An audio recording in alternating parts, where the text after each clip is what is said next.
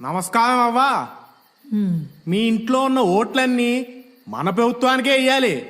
నేను తప్ప మా ఇంట్లో ఎవరూ మిగల్లేదయ్యా. ఓన్లే మిగిలిన ఒక్కోటైనా సరే నాకే ఇయ్యాలి నువ్వు.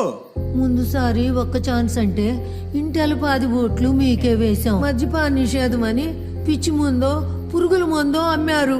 అది దాగిన నా మొగుణ్ణి ఆసుపత్రికి తీసుకెళ్తే ఆరోగ్యశ్రీ పథకం అవ్వదని చెప్పారు. అంతే మంచాన పడిపోయాడు. మా పెద్దోడు తాపీ పని చేసేటోడు.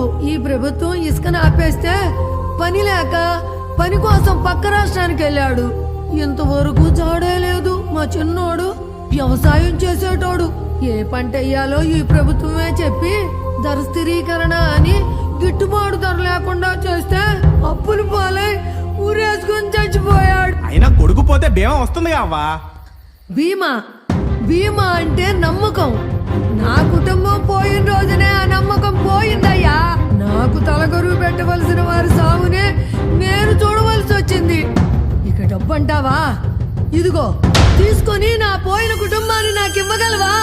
ఇదిగో నీ మనోడు భవిష్యత్తు గురించి అయినా ఆలోచించి ఈ ఒక్కసారి మళ్ళీ మన ప్రభుత్వానికి ఓటే అంతా బాగుంటది.